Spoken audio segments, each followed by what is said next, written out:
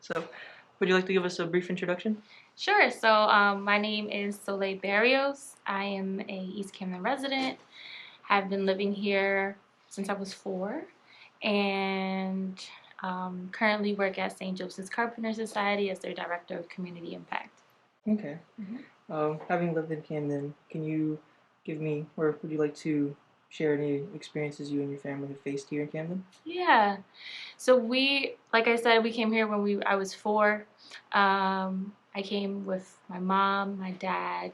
I was the only child at the time, and my grandparents, my maternal grandparents, and we were the first to come over from Puerto Rico. And so we were really just figuring life out. Um, Language barrier was a huge thing. It's definitely something that my dad still kind of struggles with till this day, even though we've been here for 20 years. Um, and we just kind of were figuring life out, finding work, trying to navigate schools, and just really build a home here. And it's kind of actually full circle for me in my current position because my parents were able to buy their first home through St. Joseph's Carpenter Society. So I grew up in a St. Joseph's house, and I know what stability a permanent home brings to growing up in a city like Camden, right? Um, but yeah, everyday struggles of life, and people that have language barriers don't have access to great jobs sometimes, and you just working with what you can do, and bare bones kind of growing up. But we did quickly find community in our church, which was a Spanish speaking church, and kind of had people to lean on through that community. And yeah. Okay. And how do you compare your life as a child here in Camden as an adult? Yeah, I wouldn't change it for the world, honestly. I went to college. My first college that I went to, I graduated from Rowan, but I went to Ramapo College in North Jersey as a freshman. And that was the first time that I really understood the stigma that Camden carried, because people started to make jokes and were surprised that I was from Camden and made it to school on a full scholarship. And I was just like, well, I'm so confused. Like, what are you guys, talking about? Because I think growing up in the city, through our church community, I was kind of very sheltered, um, and just stuck with certain groups and growing up as far as like honors classes and just not, being caught up in anything and just kind of staying in my own lane. And I had great mentors, always. I had teachers that really like fed into me and made sure that, I was like staying very directed in the right path. So it just shocked me. It really did. I felt like first generation. Like, I was like, what do you mean? I grew up in the States. I went to Sesame Place. Like, I had cool trips. Like, I went to the environmental center as a kid all the time. Like, I didn't seem like I lacked anything. Um, I also had great opportunities to learn about other cultures when I was not an intern, when I was a street leader at Urban Promise.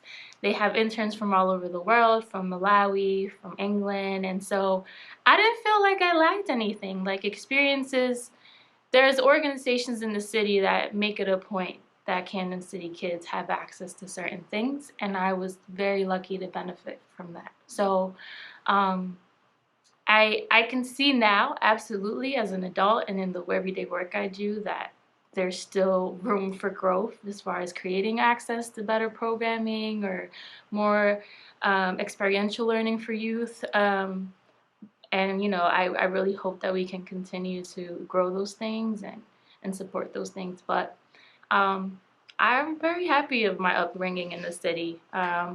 It wasn't actually until I was working in youth development as an adult that I experienced loss, right? Because I lost youth to violence, and that was definitely painful. But I was very lucky and blessed as a child to not go through that and just kind of see it as an adult, working with so many different groups of kids.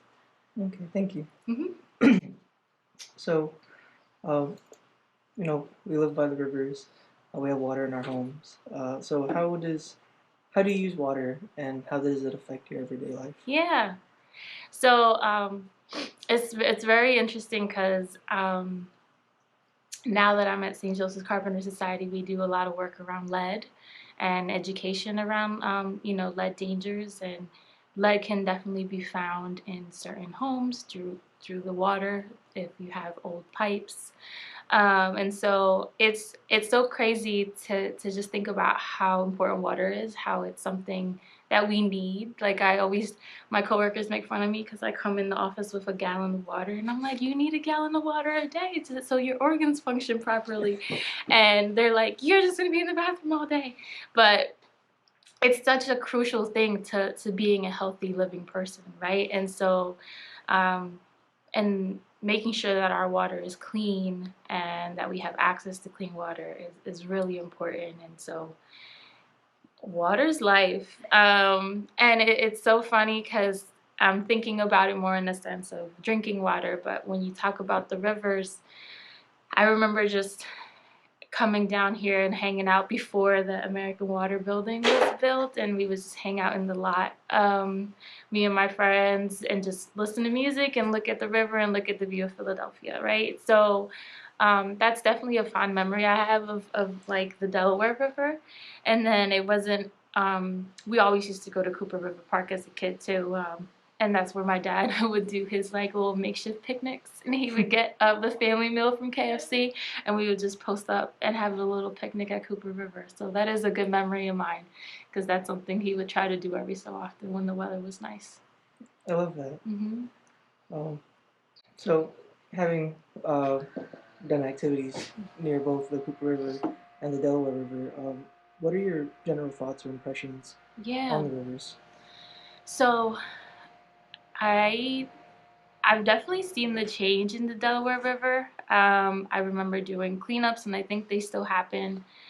I still don't know for the life of me where we enter, where it's almost like a beach. Do you mean for Petty's Island or the back channel into Pine Point Park? No, it's like a side street, and you almost end up at a shore, like a little small shore.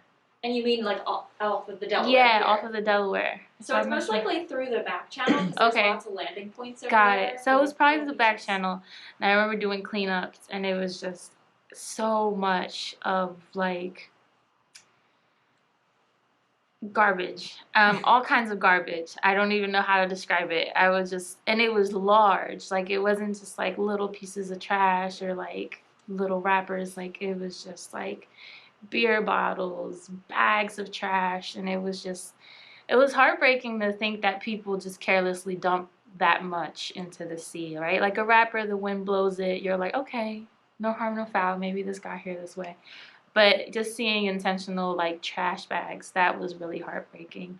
But as I've been able to kayak and canoe more on the waters through the back channel trips with you guys and with Urban Promise, the Urban Trekkers, it's great to learn, right? Because those trips are very educational, that the water is actually safe for us to be on it. Like it was a point where we couldn't even really be in the water at any extent because it was so toxic.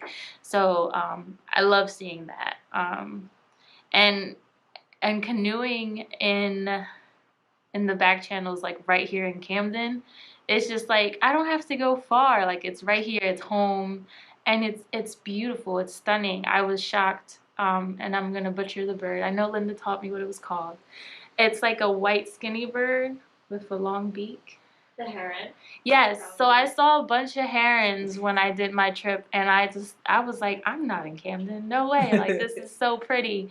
And the trip I went on with Urban Trekkers, they even had like a moment of reflection where they encouraged us to just like lean back and just enjoy the silence, and it was beautiful. It was beautiful. So I love it. I'm ready to buy a kayak. Once these back channels become more accessible, which they are, like you have the access point at Pine Point Park, which for me is like super easy to get into the water. Were you ever apprehensive of kayaking or canoeing on the back channel? Oh yeah, just because Until this day, as a 30-year-old woman, I can just tread like a dog. I don't swim. Like, I've never learned how to actually swim. I can float and maintain myself until I'm really tired of treading. But so yeah, it's always nerve-wracking, like if the kayak tips over or the canoe, like, and it's river water, right? Like, I think we have this kind of, I don't know, stigma that river water is gross compared to the ocean, and so it's always just like, I don't want to get icky. I'm not really scared of the toxicity of it anymore, because I've learned through the great agencies here that, you know, it's safe. And obviously you can tell it's safe, right? Because you're seeing so much more wildlife. Like, the few times that I saw the herring, and you see so many more fish now. So it's obvious that the water is not that toxic, right? We have living things there. But yeah, just I don't know how to swim too well, and it's gonna be cold, and it's gonna be icky. But yeah, that's the only thing I've always been concerned about. It's a beautiful thing to see how life has just prospered in the river, especially knowing how it used to be a dead zone. Right. When I used to hang out before American Water was there, and it was just a lot, you would see dead fish just popping up. It was so sad. Yeah, like, that wasn't a rare thing to see. Like, you would often see like a floating dead fish. You would see like the puddles of like oil or whatever was in there as well. So it's just definitely changed a lot. It's good. Do you have any stories pertaining to the river that helped shape the way you are now, or a story that a friend told you that helped them just change their perspective on whether the river or of Camden? I think I just touched on it a little bit earlier. Like, I didn't know we had that right here. And so that for me was super cool. To the point where I'm very, very serious about buying a kayak. They're not cheap. But yeah, like, these trips have become popular with the group that does it, and they book up. And I feel selfish sometimes, right? Because I've been blessed to do it maybe more than 5 times. So I don't want to keep, taking someone's slot when it gets filled up, right? I want other residents to do it. So I'm really serious about getting my own and doing whatever steps I need to be safe on the water, to be able to do it by myself, because I would love to just, it's so serene, it's so peaceful, and it just is a quick escape from like the city. So that's what I would hope to do. We actually had a resident, Jose, who on his first trip with us, he loved it so much he went and bought a kayak the next day, and joined us on every trip thereafter That's as a about volunteer. to be me. And it's a great thing, and he's been a great help. Yeah. Throughout like the summer, and even like hopefully this year coming into the new season, he'll continue to help us, and grateful for him. Yes, sign me up. So we hope to have more residents that are eager and excited about the river as he was. I haven't been able to take my parents out on the water, so I'm excited to be able to do that eventually. They're more cautious and have their own fears, so we'll see. In what ways do you think you've positively affected the river? I think I've positively affected the river by talking to other residents about it and making sure they take advantage of these things. I try to always share it when it's like on social media. But I think I'm also doing my part by not dumping, by not, throwing anything in there, being respectful of the water. I think I'm also positively impacting it by recognizing its power, right? And knowing, as much as I love kayaking, that I can't just get on one and go out there, right? Like, I gotta take the right steps and learn when the water's safe for me to go out on it. Yeah, I think water is a powerful thing, and it's not something to take lightly, but it's beautiful. So yeah, I just respect it for what it offers us.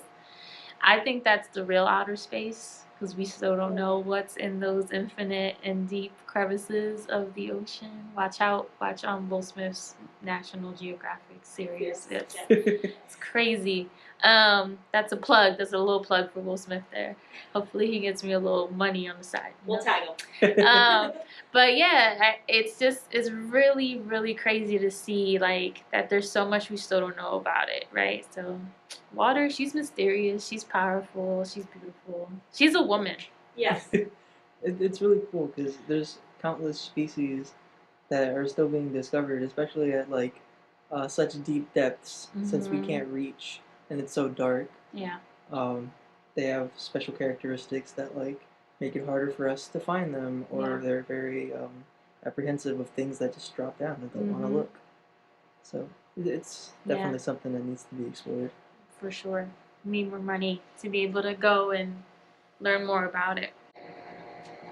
So just final question. Mhm. What do you love about Camden? I love Camden residents. I love our neighbors, the people that live here, because we're so unique. I feel like we often get the street cred of Philadelphia, but in our own sense, that's ridiculous, right? I think we have this certain grit and relentlessness to us, but we're so engaged. We all have our own stories and we all have our way of being engaged, right? So engagement might not look ideal, maybe from an advocacy standpoint, where like people are, going to protest or like speaking out, but then they speak up their truth wherever they are. And I think that in itself is a form of advocacy. And I think I just love talking to residents. That's why I've been doing community work for so long and learning their stories. And I think that's really how you create meaningful, long lasting relationships and learn, like you guys are doing here, right? Like, what are the struggles towards access, or what are the challenges that residents are having in the city? But I love the city, and I'm so excited to see where it goes. Keeping residents here and empowered, whether that be through access to new jobs or access to more learning opportunities or experiential learning, right? Making people want to stay here. Because I think, to your earlier question, like one thing I'm learning now is, unfortunately, growing up in the city, like I said, I loved my mentors, but a lot of them were like, if you get out, stay out. And I don't think that's the case, and I don't think that should have ever been the narrative. I think we need to stay here, and work towards making our city better in every way, in every possibility. Um, Camden's going to be the place where people want to be. North Jersey has a lot of water-facing cities like Jersey City and Hoboken, and with those, you've seen some gentrification, of course, which is why I want to empower residents to be empowered to stay here, because it's coming. People are attracted to waterfronts, and we have them all around the city: Kramer Hill, downtown, South Waterfront. So it's coming for sure.